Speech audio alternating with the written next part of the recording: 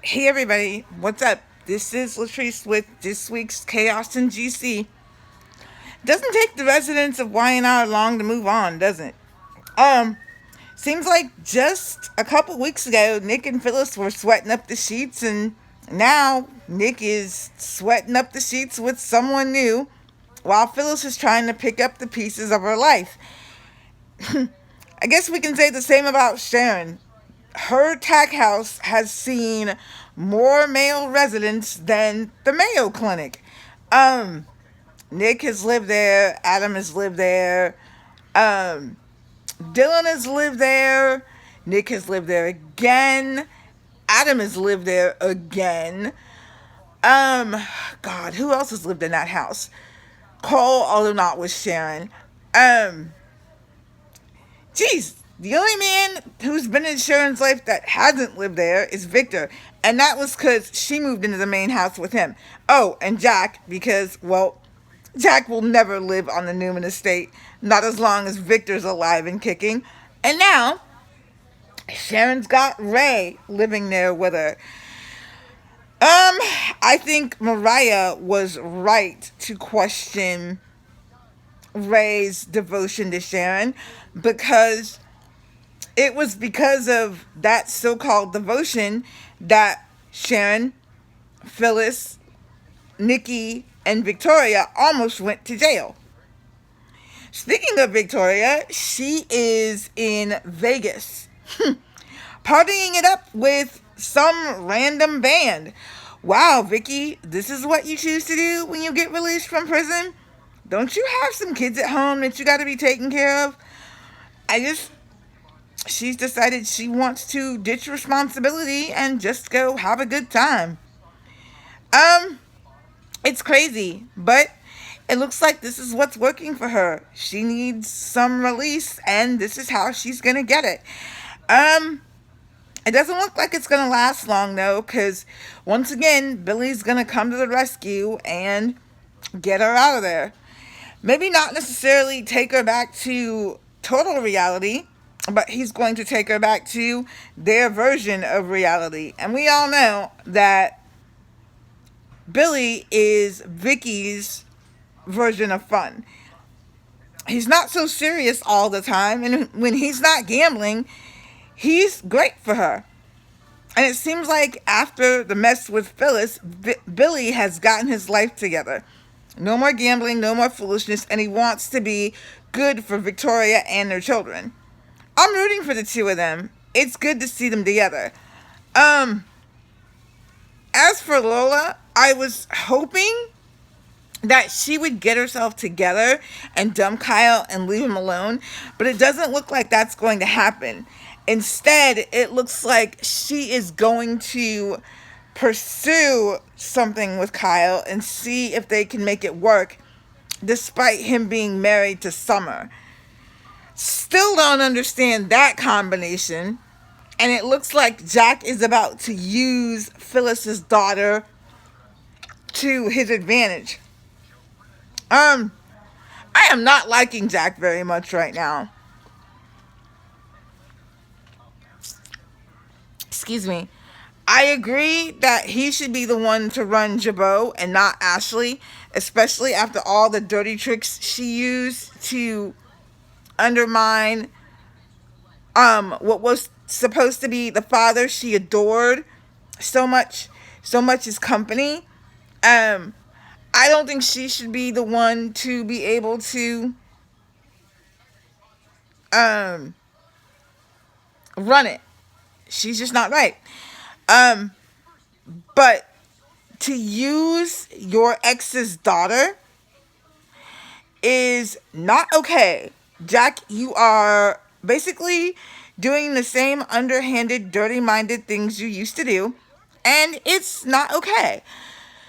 Oh, for those of us Y&R watchers who thought Jack has changed, looks like he hasn't. Um, Seems like what happened with Carrie has just taken him back to that same old place, and we're just not making any ground here. The new writers were supposed to bring us some changes. I'm just wondering when they're going to take effect, because seems like we're seeing the same old stuff except with Billy. And I'm really liking the new grown up Billy. I'm not liking Jack, and I'm not liking Victor, although we haven't seen much of him on screen. Mariah and Tessa, those two, I don't know. I I wanna like them as a couple, but there's still something off about Tessa. It's like every time you look at her, you still want to know what she's hiding. Um, Devon and the new girl, um, Anna's father's caretaker. I'm actually wondering if this could be what heals Devon from Hillary's death. I'm hoping so. I hope that she becomes, if not a romantic interest, at least a friend to help him, because he's really been having a rough time since Hillary died. And he's needed someone to kind of lift him out of that funk. So, this could definitely be a good thing for him. It seems like she's been the only person that he's been able to open up to. And it's not so much about Hillary, but we haven't seen him smile since he lost Hillary.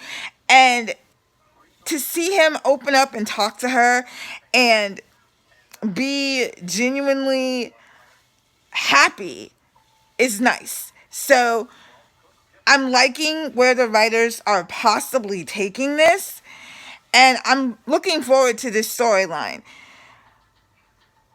We are getting ready to say goodbye to Christophe St. John, who played Neil on The Young and the Restless. They are actually, I think, next week or the week after, going to start airing the farewell scenes.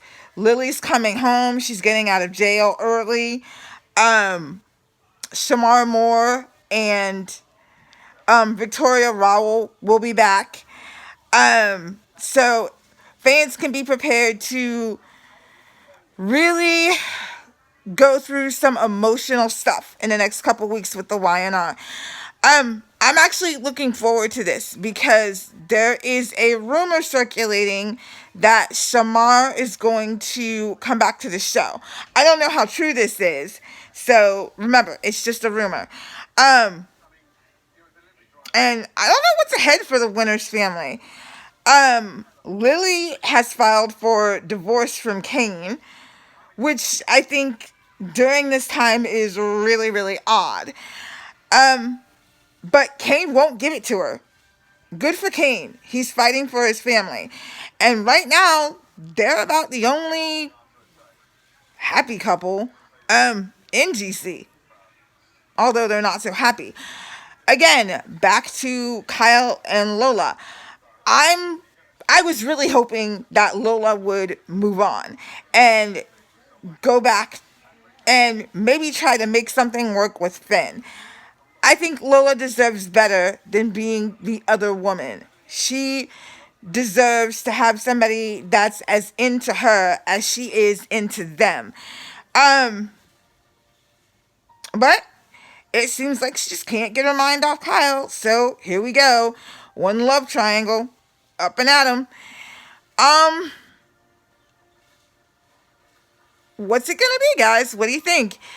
Will he choose Lola or will he choose his wife? You know, everyone has tried to tell Summer that Kyle doesn't love her. Summer, however, is delusional, and she thinks if she just hangs on long enough, Kyle will love her and want to be with her, and, but it doesn't seem to be the case. I think Kyle is being nice to her because she did a nice thing and donated part of her liver to Lola. But does he love her? I don't think so. Will he ever love her? I don't think so. Even though the two of them are much better suited for each other than Kyle is for Lola. I think writers want to push this Cinderella story, and it's just not working for me.